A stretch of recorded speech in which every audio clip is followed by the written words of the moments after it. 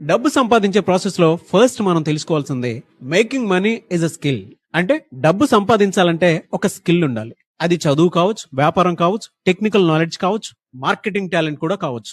ఒక మంచి టీచర్ అప్పుడు తనకున్న టీచింగ్ స్కిల్స్ తో సంపాదిస్తారు. ఒక వ్యాపారి తన ఆలోచనలతో సంపాదిస్తారు. ఒక ఉద్యోగి తన పనితనంతో సంపాదిస్తారు. అంటే విలువ సృష్టించే వ్యక్తి డబ్బు సంపాదిస్తాడు. కాబట్టి సంపాదించాలంటే ముందుగా నేను ఏ విలువ ఇస్తున్నాను అని ఆలోచించాలి.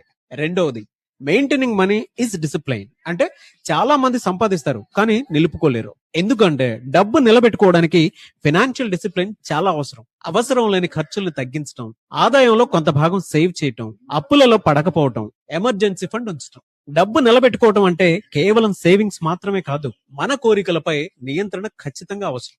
3, multiplying money is an art. అంటే డబ్బుతో సంపాదించడం అనేది ఒక కళ.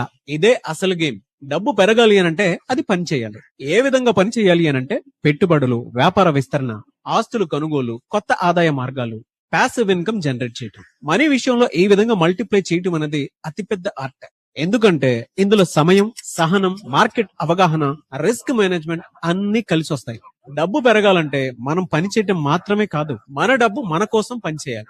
మన జీవితంలో నిజమైన ఆర్థిక స్వతంత్రం ఎప్పుడు వస్తుంది అనంటే ఈ 3 విషయాల మీద అవగాహన ఉన్నప్పుడు మాత్రమే మన జీవితంలో ఆర్థిక స్వతంత్రం వస్తుంది. అందుకే డబ్బు సంపాదించడం నేర్చుకో, నిలబెట్టుకోవటం అలవాటు చేసుకో, పెంచుకోవటాన్ని సాధనగా మార్చుకో. డబ్బు మన జీవితాన్ని నడపకూడదు, మనమే డబ్బుని రూల్ చేయాలి. డబ్బు కోసం మనం పని చేయటం కంటే కూడా డబ్బు మన కోసం పని చేయడమే అసలైన ఫినాన్షియల్ ఫ్రీడమ్. మీరేమంటారు? కింద కమెంట్ బాక్స్ లో పోస్ట్ చేయండి.